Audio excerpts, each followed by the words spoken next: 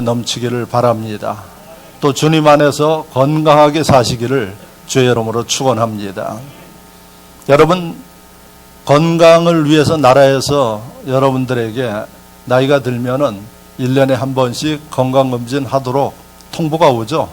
통보가 와서 가서 여러 가지 검사도 하고 피검사도 하고 또 위장 내시경 검사도 하고 여러 가지 검사를 합니다. 왜 나라에서 그렇게 여러분들에게 신경을 써줄까요? 이 의료보험 체계가 전 세계에 가장 잘 돼 있는 나라가 대한민국 우리나라라고 합니다. 그래서 미국에 사는 교포들이 한국 국적을 포기하지 않고 이중 국적을 가지고 있어요. 그러니까 영주권만 가지고 미국에서 살아도 웬만한 혜택은 다 받으니까 한국 국적을 포기하지 않습니다. 아니, 미국에 살면 미국 시민권을 받으면 더 낫지 않을까요? 옛날엔 그랬어요. 근데 요즘에는 미국 시민권을 받으면 대한민국 국적을 잃어버려요. 그러면은 대한민국의 의료보험 혜택을 받을 수가 없어요. 그래서 이 두 가지 국적을 가지고 있는 분들이 꽤 많습니다. 그 왜 그러느냐? 미국도 의료보험이 있어요. 있는데 우리나라하고는 달라요. 자기가 필요한 만큼 돈 내가지고 해야지 돼요. 나라에서 지원하는 게 없어요. 그러니까 의료보험비가 엄청나게 비싸요. 웬만한 사람들 한 달에 $700씩 이렇게 내면은 70만 원, 80만 원이에요. 여러분들 의료보험 그렇게 내라 그러면 들을 사람이 있겠어요? 없습니다. 그러니까 미국에서는 보험이 없는 사람들이 많아요. 그러니까 아프면은 병원에 죽기 싫으면 가야지 되는데 갔다 그러면은 치료비가 몇 천만 원씩 나와요.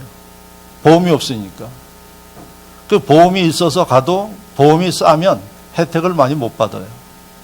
그게 미국에서 병원 가기가 어려운 거예요. 치과 가서 이빨 하나 뽑는데도 엄청난 돈이 들어요. 우리나라는 여러분들 가볍게 가죠?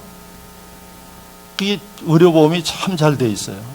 그래서 미국에 사는 교포들이 한국 국적을 가지고 있는 게 여기 와서 아프면 치료받고 그러고 들어갑니다.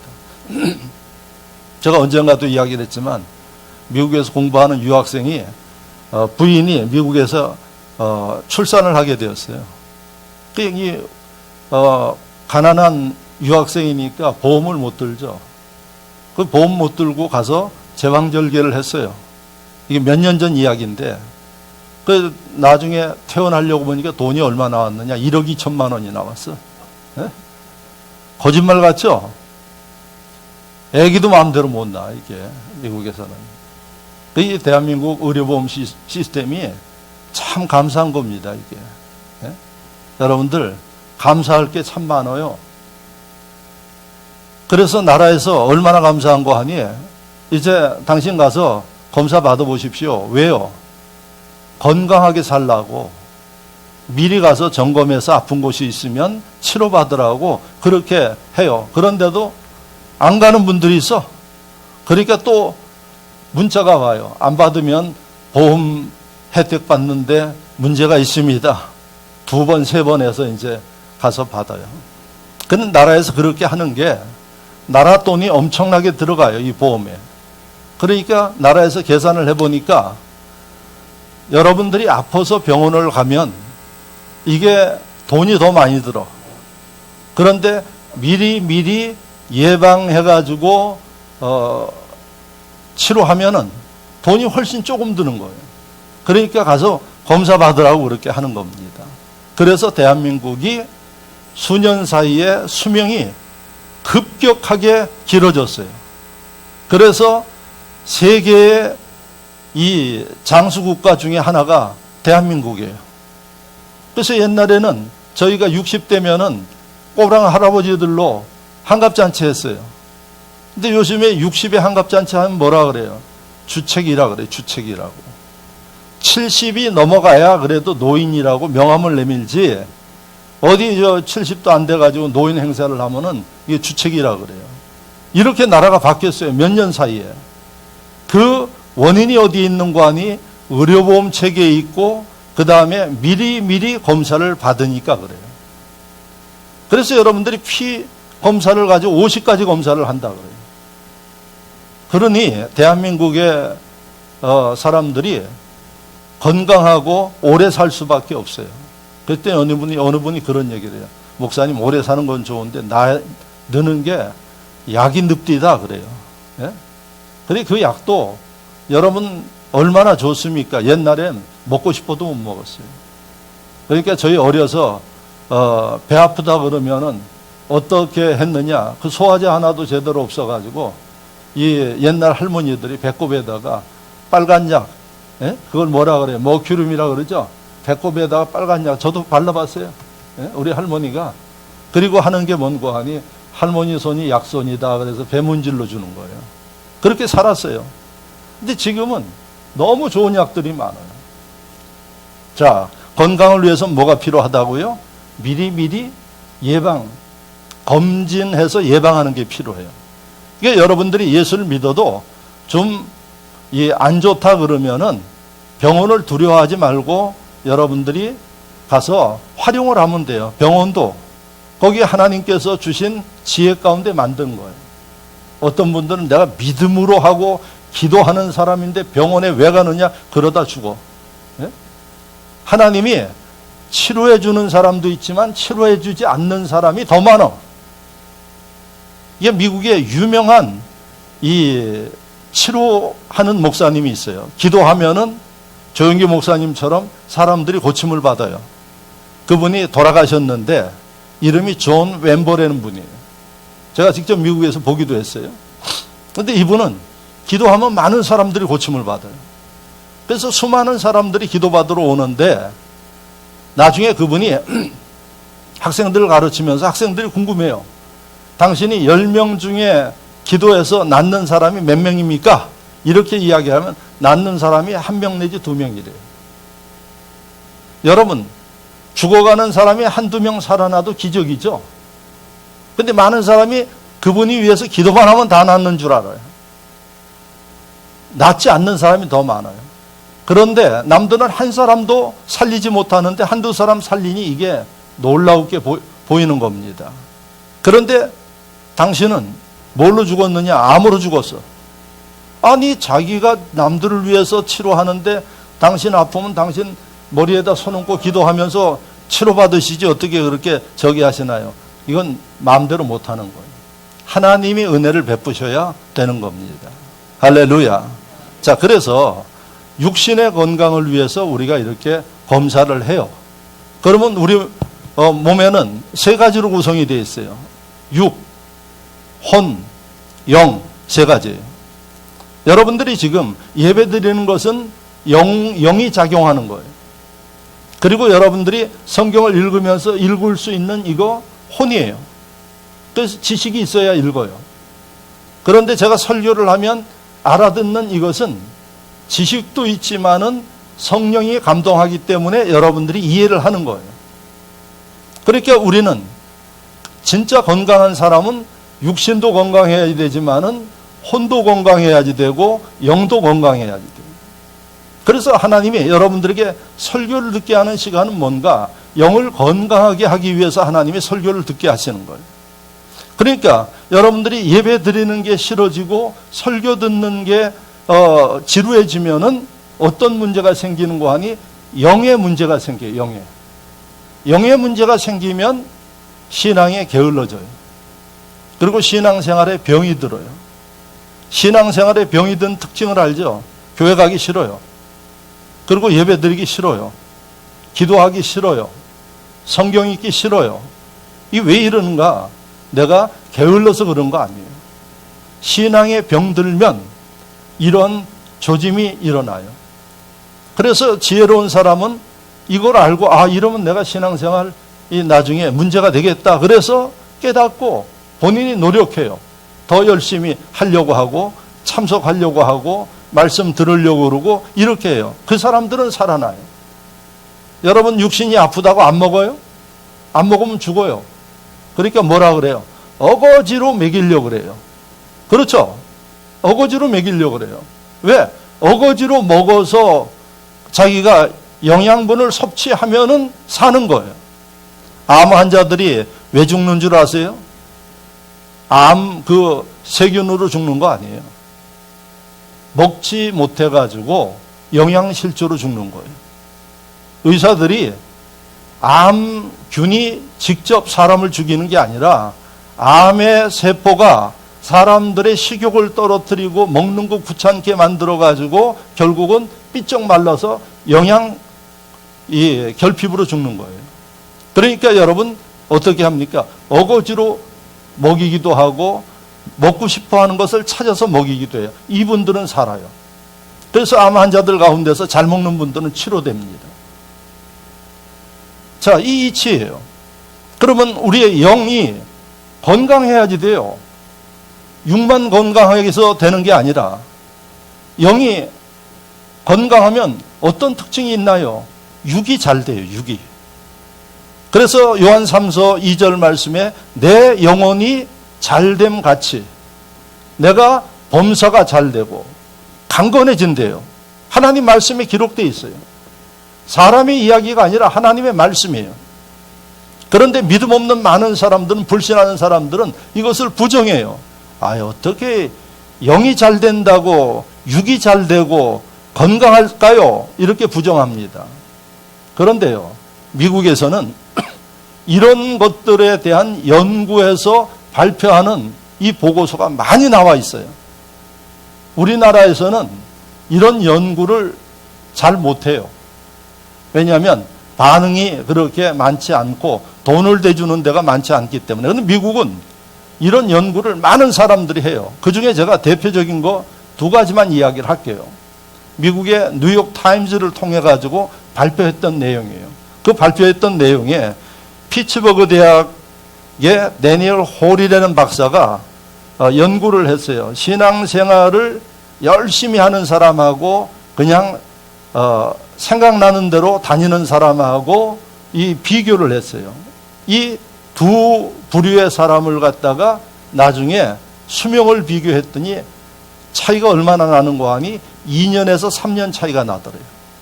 여러분들이 똑같이 신앙생활을 하시더라도 열심히 하는 사람들과 적당히 세상 일 겸하면서 자기 볼일 보면서 하는 사람하고 미국에서 검사를 했더니, 조사를 했더니 수명이 2, 3년 차이래요. 2년이나 3년이나 그거죠. 이렇게 이야기를 하죠. 여러분, 시한부 판정을 받은 사람들이 당신 6개월 삽니다. 이렇게 판정을 받으면 어떤 마음이 드는 거 아니? 1년만 살았으면 하는 마음이 든대요. 예? 그런데 신앙생활 잘해서 2년, 3년 건강하게 살면은 이게 축복입니다. 이게 목사님들이 한 게 아니라 피츠버그 대학에 있는 그 데니얼 홀이라는 의사가 논문으로 발표한 거예요. 이 피츠버그는 아주 유명한 그 대학들이 있어요. 교육하는 데 유명하고 또 이런 의대도 유명하고, 그래서 우리나라 학생들이 많이 유학 가 있어요. 제가 아마 오래전에 피츠버그를 한번 갔어요. 거기에 모임이 있어서 사모님하고 같이 갔는데, 그래서 그 피츠버그에 대한 좋은 추억이 있는데, 거기에 있는 대학 교수가 또 펜실바니아 대학의 앤드루 뉴스버그라는 교수가 발표한 내용이에요. 이 발표한 내용은 100명을 15년 동안 관찰을 한 거예요. 15년 동안. 이게 한국 사람들은 못해요. 15년 동안 돈 들여가지고 그 사람들을 관찰을 하는데 우리나라에서 이 대학에서 이게 하기 어려워요. 그런데 펜실베니아 대학에서 이 앤드루 뉴스버그라는 교수가 관찰을 했는데 뭘 했는가 하니, 예수 믿는 사람들로, 잘 들으셔야지 돼, 기도하고 하나님의 말씀을 묵상하면서 이 은혜의 생활을 한 사람과 기도하지 않는 사람도 많잖아요. 성경 잘 안 보는 사람도 많잖아요. 이 두 집단을 100명을 나눠 가지고 검사를 한 거예요. 검사를 했더니 15년 후에 어떤 문제가 생겼는가 하니, 기도하고 말씀 보고 은혜 사모한 사람들은 뇌에, 이 앞에, 여러분 뇌 앞부분에 전두엽이라고 그래요. 이 뇌 세포가 아주 발달되어졌더라 하는 거예요.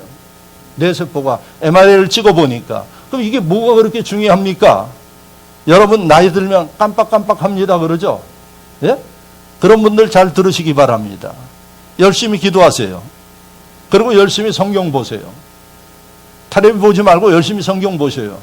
그러면 결과가 그렇게 나왔어요. 이 전두 앞에 기억력, 사고력, 그리고 여러분들 행동하는 거, 나이가 들면 행동이 둔해진다 그러죠?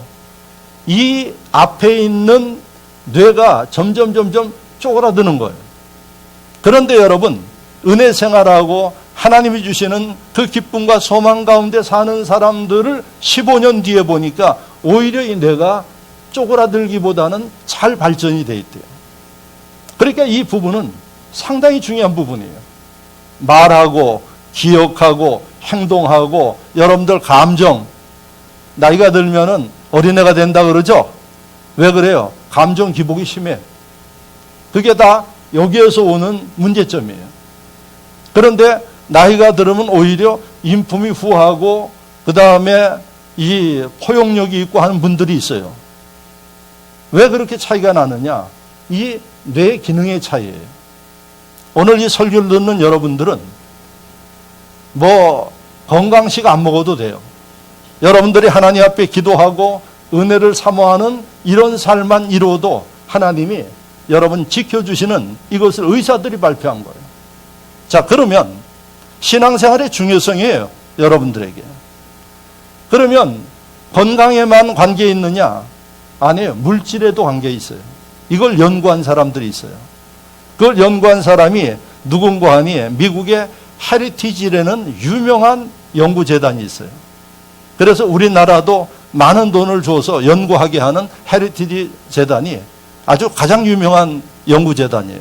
거기서 이제 연구를 했어요. 연구를 했더니 어떤 연구 결과인가 하니 아주 가난한 가정의 아이들, 가난한 가정들을 뽑았어요. 그래서 이 가난한 가정을 둘로 나눴어요.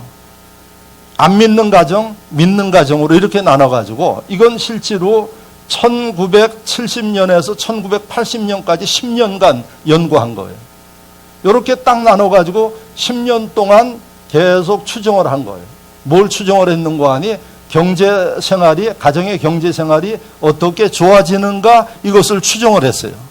그랬더니 어떤 결과가 나왔는가 하니 가난한 가정의 이 가정과 예수 믿는 가난하지만 예수 믿는 가정이 차이가 10년 후에 보니까 돈의 차이가 12,600달러 정도, 약 13,000달러 정도 이 소득의 차이가 나더라 하는 거예요. 우리나라로 이야기하면 한 1,500만 원 정도 소득의 차이가 나요. 연. 이게 미국 그 아주 저명한 연구재단에서 발표한 거예요.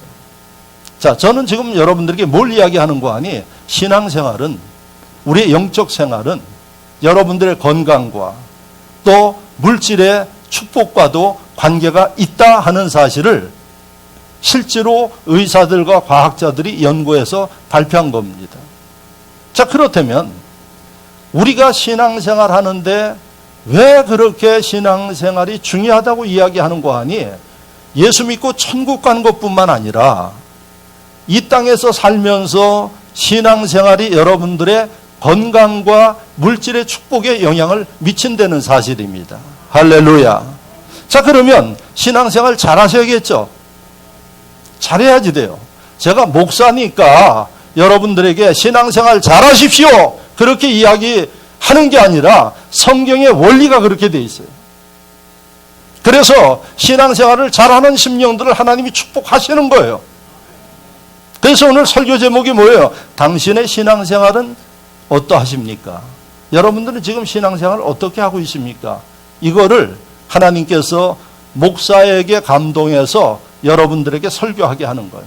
그러니까 이것은 오늘 하나님은 여러분들의 삶을 축복하기 위해서 여러분들의 신앙을 점검하게 하고 새롭게 해서 하나님이 축복하심에 대해서 준비하게끔 이 말씀을 주심을 믿으시기를 축원합니다. 여러분들의 신앙생활을 검진해보려는 얘기입니다. 누구를 위해서? 나를 위해서. 목사를 위해서가 아니에요. 그래서 오늘 하나님께서 여러분들의 신앙을 건강하게 복되게 하기 위해서 의사처럼 옆에서 돕고 설교하고 어드바이스 하는 사람이 바로 목사예요. 그래서 목사는 영적인 의사와 같아요. 그래서 여러분, 목사가 되기 위해서 과정을 어떻게 만들었는가 하니, 대학을 졸업한 다음에 대학원 과정을 마쳐야 목사 안수를 줘요. 대학원 과정이 뭔가 하니 석사 과정이에요. 의사들은 어떻게 되느냐? 마찬가지예요. 의대를 나오고 그 다음에 이 2년 과정을 마쳐야 전문의가 되는 겁니다. 그래서 의사들을 갖다 닥터 그렇게 이야기해요. 그래서 목사들도 서양에서는 닥터로 다 그렇게 존중을 해요. 그러니까 목사는 여러분들에게 어떨 때는 쓴소리도 해야지 돼. 왜? 건강을 위해서 안 먹으려고 그러면 먹이기도 해야지 되고, 그 다음에 여러분 건강을 위해서 필요하면 주사도 맞춰야지 되는 거예요. 이게 목사가 하는 역할이에요. 그래서 신앙생활을 여러분 건강하고 잘하는 사람들의 모습을 보면 이 목회자와의 관계가 좋아요. 그렇지 못한 사람들을 보면 신앙생활의 아웃사이더예요. 항상 이 교회 안에 가까이 있지 못하고 바깥으로 돌아요. 이 경우는 사단의 타깃이 됩니다. 건강을 잃을 뿐만 아니라 여러분 죽음을 맞이할 수 있다는 얘기입니다. 그래서 성경에 뭐라고 우리에게 이 권면을 했는가 하니, 갈라디아 6장 6절 말씀을 보시면, 오늘 제가 여러분들에게 성경을 많이 말씀을 할 거예요. 필요하면 여러분들이 적어서 여러분들 집에다 붙이시기 바랍니다. 그리고 모든 식구들이 보셔요. 갈라디아 6장 6절을 보면, 가르침을 받는 자는 말씀을 가르치는 자와 모든 좋은 것을 함께 하라, 이렇게 되어 있어요. 가르침을 받는 성도는 말씀을 가르치는 목회자와 모든 좋은 것, 나쁜 것만 함께 하지 말고, 문제만 가져와서 목사님 이 문제가 이런데 어떻게 해야 돼 이러지 말고, 나쁜 거든 좋은 거든 함께 하는 사람이 건강한 사람이요 복 있는 사람이다. 할렐루야. 목사는 항상 보면은 좋은 것도 받지만은 나쁜 것들을 받을 때가 더 많아요. 성도들의 아픔, 기도 제목, 이런 것들을 제가 들으면 참 가슴이 너무 아파요. 그런 일들이 많아요. 여러분들 아파서 입원하고 저기 하다 그러면은 모든 분들이 다 그러겠지만은 목사는 자기가 아픈 것처럼 아파요. 아마 하나님이 이런 마음이 있어야 목사로 세우는 것 같아요. 그래서 그를 위해서 기도해 주고요. 그 다음에 또 찾아보기도 하고 하는 일들을 하는 게 목사가 하는 일입니다. 그래서 갈라디아 6장 6절에 하나님이 주신 말씀은, 성도는 이러한 영적 치유자인, 영적 돌봄자인 목회자와의 이 관계를 어떻게 좋은 것들을 가지고 함께 하라. 할렐루야. 그런데 제가 여러분들의 이야기를 하죠. 참 복 있는 사람 중에 하나예요, 제가. 그래서 믿지 않는 심령들 같은 경우들도 어떨 때는 여러 가지 챙겨주기도 해요. 예? 제가 최근에 아주 좋은 선물을 하나 받았어요. 비싼 거 아니에요. 조그만 선물을 하나 받았어요. 그러니까 스승의 날, 어버이날 그쯤에서 우리 밑에 어린이집에 다니는 이 아이 엄마 아버지인데, 이분들은 다른 교회 다니는데 신앙생활을 열심히 하지 못해요. 그러니까 어린이집에 오면은 원장 심전도사님이 신앙적인 이 상담도 해주고 그렇게 해요. 그래서 때에 따라서는 제가 또 기도해 주기도 하고, 그러니까 지난번에 썼어요. 이 편지를 이렇게 스티커에다 써가지고, 목사님 감사합니다, 늘 배려해 주셔서 감사합니다, 기도해 주셔서 감사합니다, 그래가지고 물건을 하나, 미국에서 온 물건을 하나 저한테 보냈어요. 그래서 제가 그 편지만 뜯어놓고 제 사무실에 잘 보이는 데다 놓고, 왜? 생각날 때마다 기도해 주니까요. 선물을 받아서 그러는 게 아니라 하나님의 사랑을 가지고 한다는 거예요. 그러니까 제대로 훈련되어지고 한 심령들은 다른 교회 목사지만은 어떻게 배려해주고 기도해주는 거에 대한 감사한 마음을 가지고 있는 거예요. 그러니까 더 기도를 한 번이라도 더 받게 되겠죠. 목사는 이런 역할을 하는 거예요. 그러면 여러분들은 무엇을 해야지 되느냐? 가르치는 대로 하시면 돼. 제가 제일 기분 나쁜 것 중에 하나가 의사들이 당신 이거 하면 안 됩니다 하면 틀림없이 안 해. 이거 먹으면 안 됩니다 하면 틀림없이 안 먹어요. 근데 목사가 먹지 마라 그러면 먹어. 그게 기분 나빠요, 이게. 의사들 권위가 더 있어. 저한테도, 언젠가 병원에 갔더니 뭐라 그러는 거 아니에요. 목사님, 절대로 목사님은, 개고기 먹지 마십시오, 그래요. 그러면서 또 인삼 드시지 마십시오, 그래요. 저 왜 그러냐 그랬더니, 목사님은 그게 안 맞는데. 그러니까 그거 먹지 마십시오. 근데 개고기는 잘 안 먹어요. 거의 안 먹어요. 어쩌다 목사님들 저기 하면 먹지. 전 어디 가서 그거 주면은 저 이거 못 먹습니다 그래요. 이제 왜 의사가 먹지 말라 그랬으니까 몸에 저한테는 안 받는다 그러니까. 근데 왜 먹지 말라 그러는지는 아직도 정확하게 모르겠어요. 근데 먹지 말라고 그렇게 이야기를 해요. 그러니까 안 먹어요. 여러분들 마찬가지. 목사가 이거 하지 마십시오 그러면 믿고 안 하면 되는데 의사 말은 들으면서 목사 말은 안 들어요. 이게 기분이 나빠 이게. 그래서 여러분들이 의사 말을 들으면 의사들을 치료하는 사람이 목사예요. 의사들이 상담하는 사람이 목사예요. 들어야 되겠어요? 안 들어야 되겠어요? 들어야죠. 좋은 얘기도 듣고 쓴 얘기도 듣고 들어야지 돼요. 그럴 때 건강해지신다는 얘기입니다. 그래서 신앙생활은 마라톤 하는 것과 같아요. 여러분들이 인생도 그렇고 신앙생활은 마라톤 하는 것과 같다. 마라톤 선수 아시죠? 우리나라의 유명한 이봉주 선수, 올림픽에서 금메달 딴 이 선수 보면은 46km를 2시간대에 뛰어요. 그런데 이게 이봉주 선수, 마라톤 선수 혼자 하는 게 아니에요. 누가 따라가요? 옆에서 차를 가지고 따라가요. 따라가면서 온갖 잔소리를 다 해요. 손을 좀 더 흔들어라. 좀 천천히 가라. 지금은 좀 빨리 가야지 된다. 물 먹어라. 별별 거를 가지고 옆에서 보이진 않지만은 가끔 옆에 보면 차가 쭉 따라가면서 잔소리하는 잔소리꾼이 있어요. 이 사람들이 없으면 여러분 선수 혼자 1등하기 어려워요. 왜? 일단 한 반환점을 돌면 그때부터는 진짜 힘들어가지고 다른 생각 안 하고 그냥 자동으로 이렇게 뛰는 거예요. 그래서 그때마다 어떻게 오버페이스, 너무 빨리 갈 수도 있어요. 그럴 때는 좀 천천히 가라 이렇게 이야기를 해주고, 처져가지고 진짜 힘들어서 처져서 포기하고 싶을 때는 온갖 이야기를 다 하면서 뛰게 만들어요. 요 사람들을 뭐라 그러는 거 아니? 페이스메이커라 그래요. 육상에서 페이스메이커. 그러니까 선수가 아무리 훌륭해도 옆에서 조절해 주는 사람이 없으면은 그 선수가 1등하지 못하는 거예요. 페이스메이커. 그래서 여러분들이 신앙생활과 인생은 마라톤 하는 것과 같아.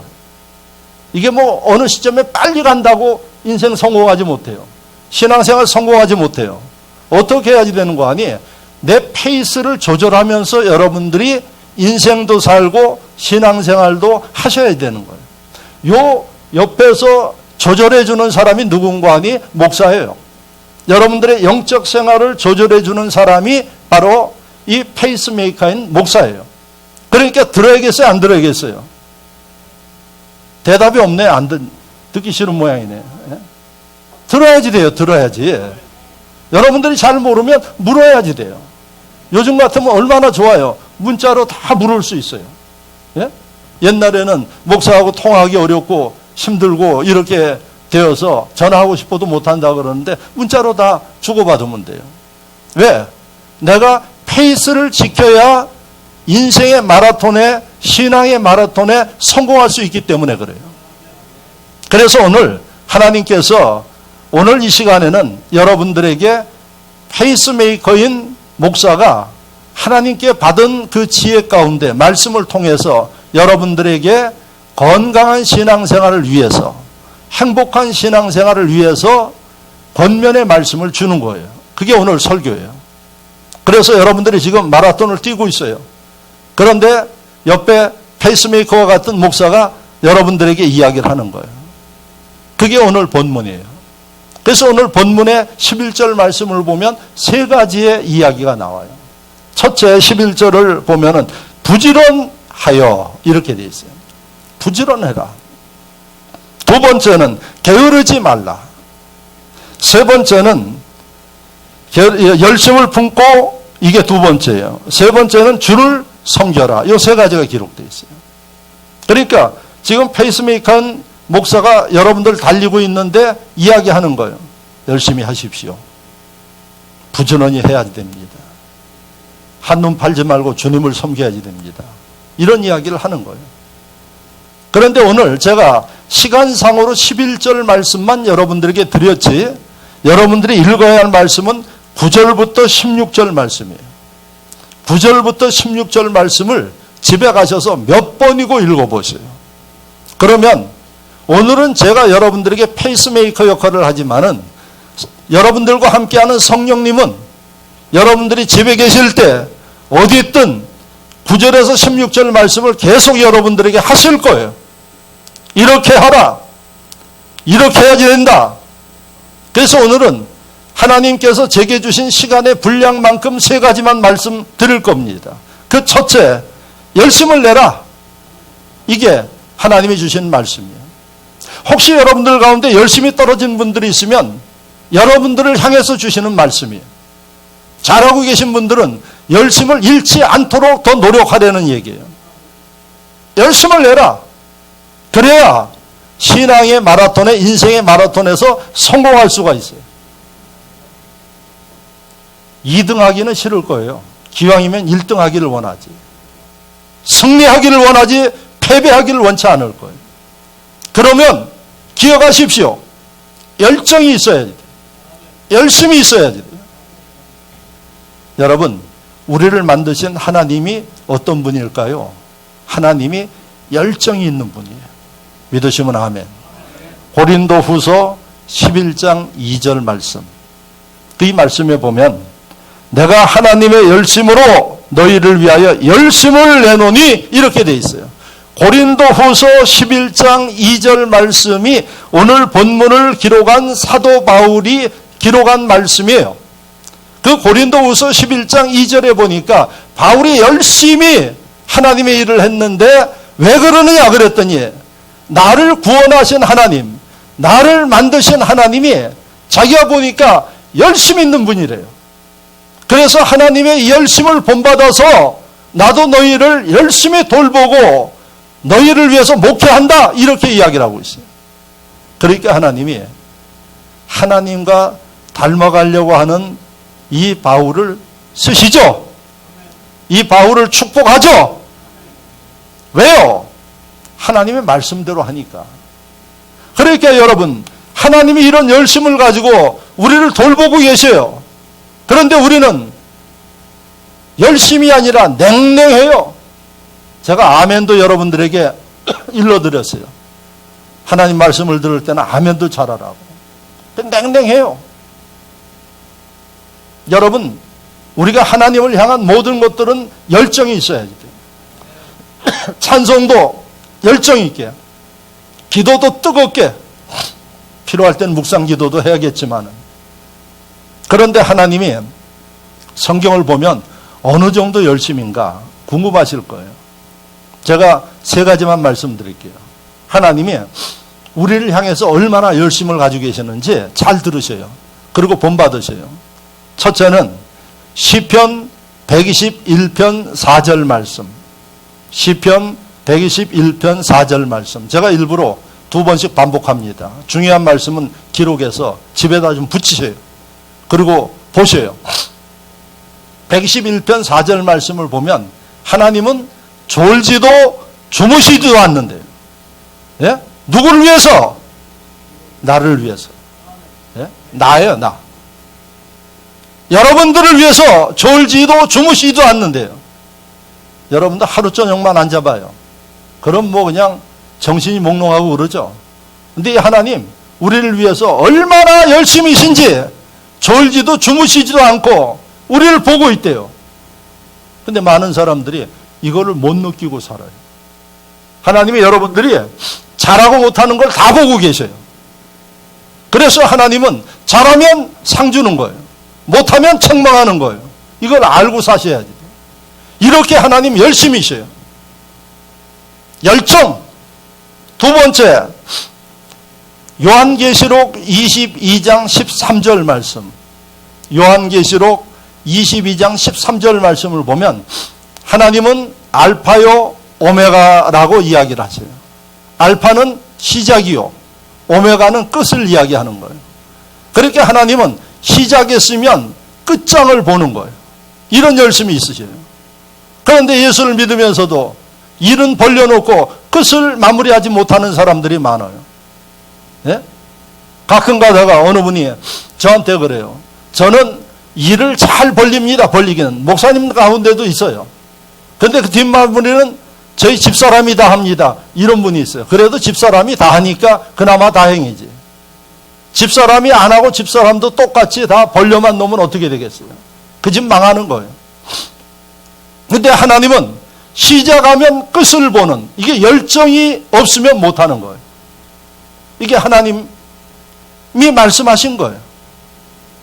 그 다음에 노골적으로 하나님이 말씀하신 게 요한계시록 3장 15절 말씀을 보면 계시록 3장 15절에 차갑든지 뜨겁든지 하라 이렇게 이야기를 하고 있어요.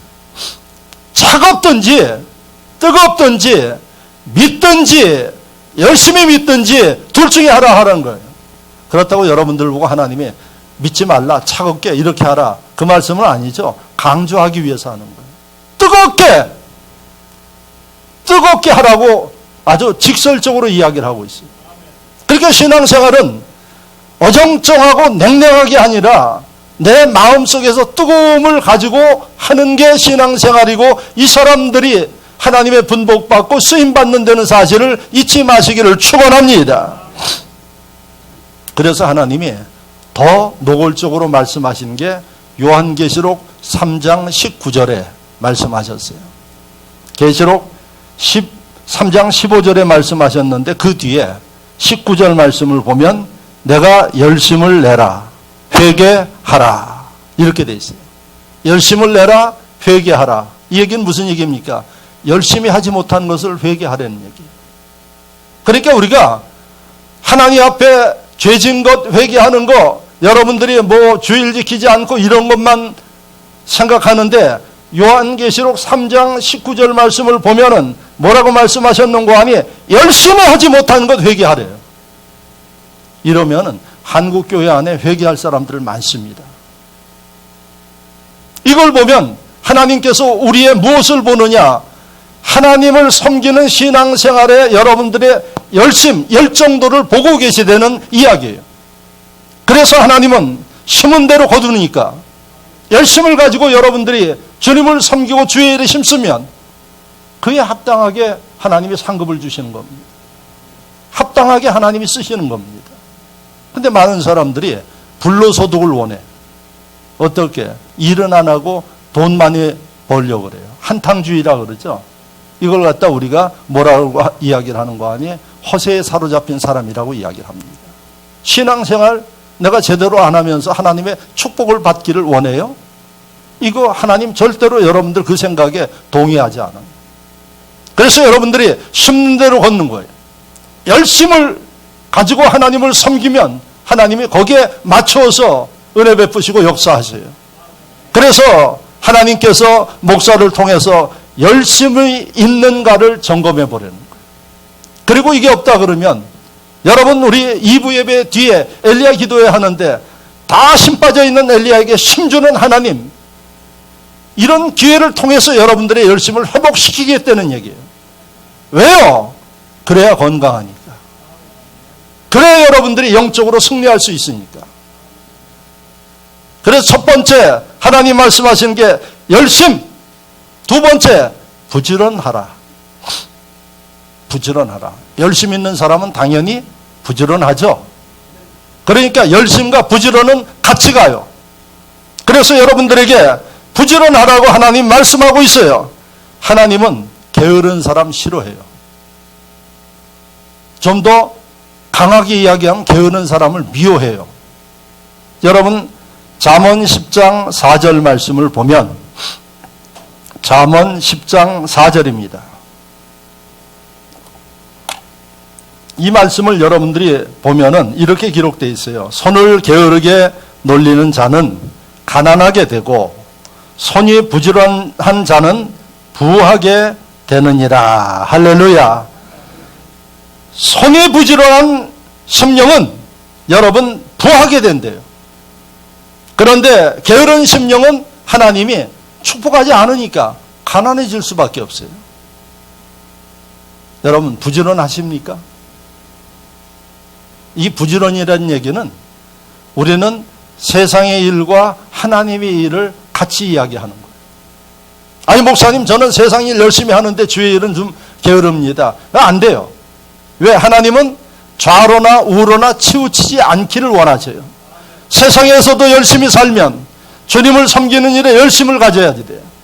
어떤 사람은 또 주님의 일은 열심히 하는데 세상은 게을러요. 하나님 기뻐하지 않아요. 이것을 하나님은 잘 이 조화를 이루길 원하셔요. 세상 일도 주의 일도 열심히 하는 심령들을 위해 하나님이 부지런히 하는 심령들을 위해 축복하는 거예요. 하나님께서 그래서 부지런한 심령들을 사랑하시고 좋아하시고 축복하세요. 제가 왜 게으른 사람을 하나님 미워한다고 이야기를 하는 거 아니? 여러분들이 잠언 6장 6절을 보시면 하나님이 개미하고 비유를 했어요. 게으른 사람들에게 개미에게 가서 배워라 이렇게 이야기를 하고 있어요. 뭔 얘기입니까 여러분? 아니 개한테 보고 배우는 것도 아니고 개미한테 가서 보고 배우래요. 개미 부지런하잖아요. 그래서 성경 잠언 6장 6절에 게으른 사람들 보고 개미만도 못하다는 얘기예요. 그래서 개미 보고 배워라 이렇게 이야기를 하고 있어요. 우리 어린이집 아이들이 아침 시간 되면은 참 좋은 환경이 있어가지고 저 잔디에 나와가지고 어느 날 제가 잔디에 있는데 목사님 개미 어디 있는지 좀 보여주세요 그래요. 개미 천재예요 저기 보면은. 네? 그래서 왜 그러냐 그랬더니 개미를 좀 관찰하라 그래서 개미 좀 저기 한대요. 또 어느 날 와가지고 벌레 좀 잡아주세요. 네? 무슨 벌레? 그랬더니 그 송충이 요즘 송충이가 그렇게 많아요. 또 여기는 농약을 안 쓰니까 더 많아요. 근데 이 애들이 얼마나 재미나는 거 아니에요? 송충이를 장난감까지 가지고 놀아? 예? 우리도 징그러워서 나무뜨기에다 저기 하는데 송충이 잡아가지고 놀고 그래요 아이들이. 예?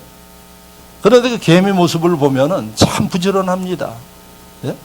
자기 몸에 몇 배 되는 거 큰 걸 물고 가는데 앞에서 끌었다 뒤에서 끌었다 별짓을 다 하면서 끌고 가요.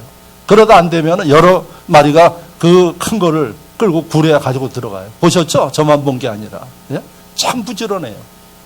아마 개미처럼 살면 하나님이 축복하지 않을 수가 없는 거예요. 그래서 하나님이 개미 보고 배워라 이렇게 이야기를 하고 계세요. 근데 저와 여러분들이 여러분 두 가지 일을 하잖아요. 안 믿는 사람은 세상 일만 하면 돼. 근데 우리는 하나님의 일을 해야지 돼요. 더더욱이 안 믿는 사람들 쉬는 주말에는 주님을 위해서 일하면서 쉬어야지 우리가. 그러니까 부지런하지 않으면 할 수 없는 거예요.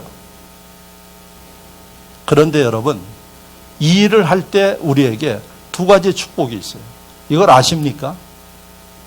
근데 많은 사람들이 이걸 모르니까 예수 믿는 게 힘듭니다. 어렵습니다. 주의 일을 하는 게 힘듭니다. 어렵습니다. 이런 이야기를 해요. 이 진리를 아는 사람들은 절대 그런 얘기 하지 않아요. 첫째, 우리가 교회 안에 주님 섬기면서 일하는 이 훈련, 부지런한 훈련을 받는 거예요. 이 사람들을 세상에 나와서 그렇게 생활하면 성공합니다.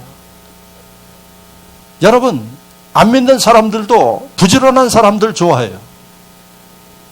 그리고 그 사람들이 쓰임받습니다. 그러니까 우리의 신앙생활은 부지런한 생활을 훈련하는 거예요, 지금. 그리고 세상 나가서 여러분들이 훈련받은 대로 하는 거예요. 누가 보든 안 보든 성실하게 여러분들이 하는 거예요. 이 사람들이 쓰임 받는 거예요. 지금도 우리나라에 고위공직자들의 30~40%가 예수 믿는 사람이에요. 그런데 그들이 어떻게 그렇게 출세했을까요? 제가 구체적으로 이름 할 수는 없는데 요즘에 검찰 이야기들을 많이 하는데 그 검찰 안에 요즘에 탑5에 들어가 있는 사람들 보면은 예수 믿는 사람들 많아요. 근데 어느 분은 뭐라고 그러는 거 아니? 어떻게 평인하는 거 아니? 그 사람은 술, 담배를 안 한대.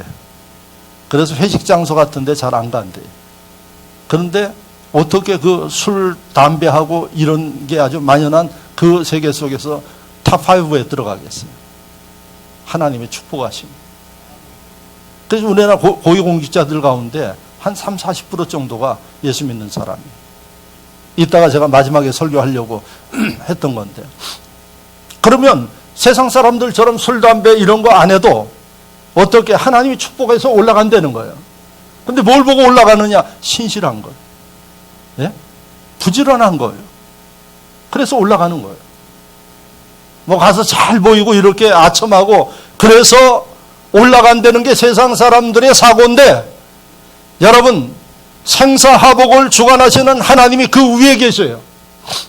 그래서 우리가 신실하면 부지런하면 누가 보든 안 보든 이렇게 여러분들이 훈련된 대로 세상에서 하면 하나님이 사람을 통해서 높여주는 거예요. 믿으시면 아멘. 부지런한 게 이렇게 중요해요. 그래서 신앙생활 지금 부지런하게 하느냐 게으르게 하느냐 묻고 있는 거예요. 첫 번째 축복이에요. 이 훈련을 받으면 세상에서도 성공한다. 그게 여러분들이 교회 안에서 하나님 영광을 위해서 어떨 땐 땀 흘리면서 일을 하잖아요. 그거 하나님이 다 보십니다. 갚아주십니다. 두 번째는 여러분들 일하는 걸 보시기 때문에 하나님이 여러분들에게 성경을 보면 약속했어요. 무슨 약속했어요? 건강 주시고 힘 주시고 능력 주시고 다 성경에 있는 말씀이죠. 믿으시면 아멘. 여러분들이 그래서 힘들고 어렵지만은 이 일을 하나님의 영광을 위해서 감당할 때 하나님이 주시는 거예요.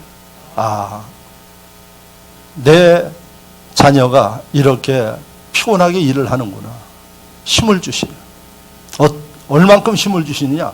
독수리가 저 창공 꼭대기를 올라가는 날개치는 신과 같은 힘을 주신대요. 올라가게 만드시겠대요.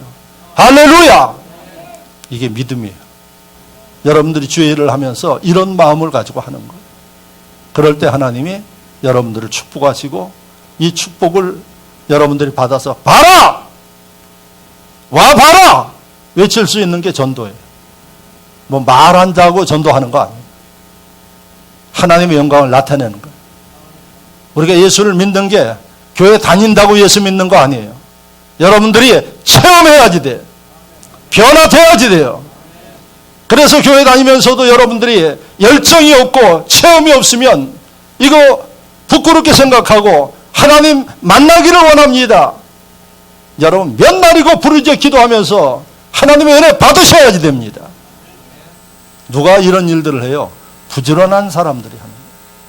그래서 하나님은 부지런한 사람들을 위해 잘 훈련되게 만들어 주시죠. 두 번째, 하나님이 필요할 때 힘 주시죠. 필요할 때 사람도 붙여주세요. 필요할 때 하나님께서 직접 인도도 해주세요. 부지런하십시오. 주님을 섬기는데 내가 예배 게을렀으면 이제 부지런한 이 예배 드리는 심령들로 만드셔야 하나님이 이제 코로나 이후에 새로운 역사를 이루어 주시는데 하나님 앞에 분복 받아야 되지 않겠나요? 마지막으로 세 번째, 여기 하나님을 섬겨라 이렇게 나왔는데 저는 이 모든 것을 더 크게 잡아가지고 여러분들에게 정직하라고 이야기를 합니다. 정직하라. 정직한 사람이 섬겨요. 정직하지 못한 사람은 섬기는데 눈에 보일 때만 하는 거예요. 아시죠?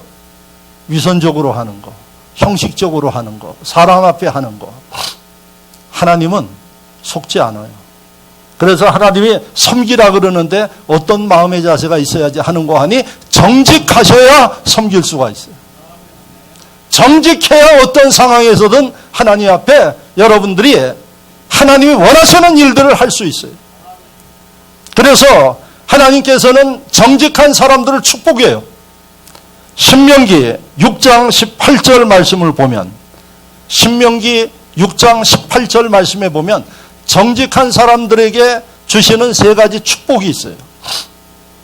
그 세 가지 축복이 뭔고 하니, 여호와께서 보시기에 정직하고 선량한 일을 행하라. 그리하면 내가 복을 받고, 할렐루야, 복을 받고 땅에 들어가서 여호와께서 모든 대적을 내 앞에서 쫓아내시겠고, 여러분들 괴롭히는 사람들 하나님이 다 손보시겠대. 예? 코로나로 지금 온 땅을 괴롭히는 이 사단의 역사 하나님이 손봐. 그러니까 여러분들 틈타지 못하죠. 예? 여러분들 어떠십니까? 불안하지 않죠? 하나님이 여러분들을 지켜주신대요. 누구에게? 정직한 사람에게. 그 다음에 마지막에 아름다운 땅을 차지하리니 이렇게 돼 있어요. 땅을 차지하게 만들어 주신대요. 정직한 사람에게 주시는 세 가지 축복이 신명기 6장 18절에 기록되어 있어요. 그러면 지금 교인들의 하나님 앞에 정직도는 어떠할까요? 아까 제가 고위공직자가 30% 40% 정도 되는데 참 안타깝게도 그들 가운데 감옥 가는 사람들이 많아요. 여러분들 TV에 비추는 고위공직자들 가운데 예수 믿는 사람들 많아요. 이게 하나님 축복 가운데 거기까지 갔어. 근데 문제는 뭔고 하니, 이러한 은혜와 분복을 받았을 때에 하나님 앞에 정직하지 못해서 이게 나락으로 떨어지는 겁니다. 정직하셔야지 돼요. 지금 한국교회 또 교인들이 하나님 앞에 정직하지 못한 것을 회개하셔야 됩니다. 저도 그렇고 여러분들도 그렇고. 하나님께서는 정직하면 반드시 사랑하시고 축복하십니다. 여러분, 몇 년 전에 3.1운동에 관한 자료가 그동안 보지 못했던 자료가 공개됐는데 일본 헌병대의 일지가 발견됐대요. 그 당시에 헌병대장이 무라카미라는 대장이었고, 그 신하 다나카라는 신하가 1919년도에 3.1 만세운동이 일어났을 때에 이제 예수 믿는 사람들을, 그 만세운동에 참여했던 사람들을 잡아서 드리는데, 그때 다나카라는 이 부하가 이렇게 이야기를 했다 그래요. 가서 그 사람들을 특히 이 대장이 예수 믿는 사람들을 다 잡아들이라 그랬대요. 그러니까 이 다나카라는 사람이, 아니 예수 믿는 사람을 어떻게 구분합니까? 우리가 물으면은 감옥에 안 가려면 아닙니다, 안 다닙니다 이렇게 이야기할 텐데 그 효과가 있겠습니까? 이렇게 이야기한 게 일지에 써 있는 거예요. 그랬더니 무라카마 대장이 이야기하기를 뭐라 그러는 거 아니, 야소교인들은 거짓말을 하지 않는다. 야소교인은 예수교예요. 그 당시에 예수 믿는 사람을 야소교라고 그랬어요. 기독교를 야소교. 이게 야소교인들은 거짓말을 하지 않는 사람들이니까 네가 예수 믿느냐 그러면 교회 다니는 사람은 다 믿는다고 이야기를 한대요. 해를 받을 줄 알면서도 한대요. 그래서 그들을 잡아들여라. 그래서 갇힌 사람이 그 당시에 1919년도에 5,000명에서 6,000명이 감옥에 갔대요. 닥치는 대로 예수 믿으면 다 갖다 잡아놓았어요. 그 당시에 예수 믿는 사람이 20만이에요. 1919년도에 예수 믿는 사람이 20만인데 그 당시에 전체 우리나라 인구가 2천만이에요. 그러니까 약 1%가 예수 믿었어요. 그런데 일본 헌병대장이 그 눈으로 볼 때, 불신의 눈으로 봤을 때 예수 믿는 사람들은 거짓말 안 하는 사람으로 알고 있는 거예요. 그랬기 때문에 그 당시에 제가 1906년도에 우리나라에 예수 믿는 사람이 얼마나 있는가 봤더니 1516명이에요, 기록이. 1906년도에.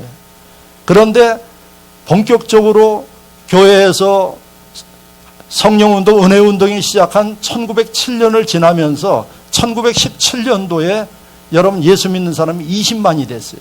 요 사이에 엄청나게 부흥한 거예요.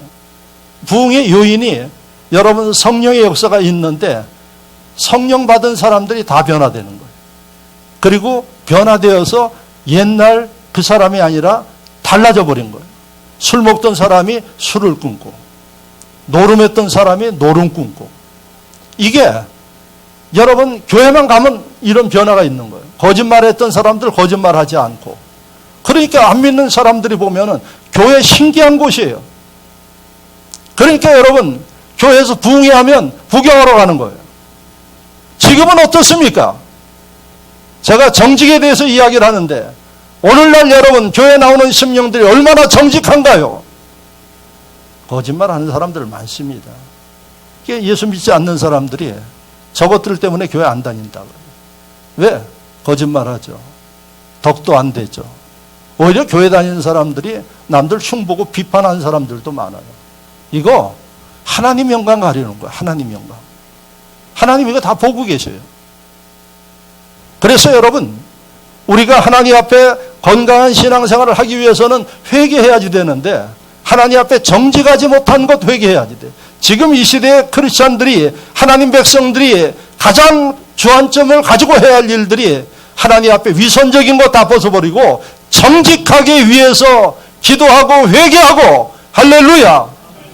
그럴 때 우리 신앙이 건강하게 바뀌고 우리의 모습을 보면서 안 믿는 사람들이 교회에 오게 된다는 사실을 기억하시기를 주의 이름으로 축원합니다.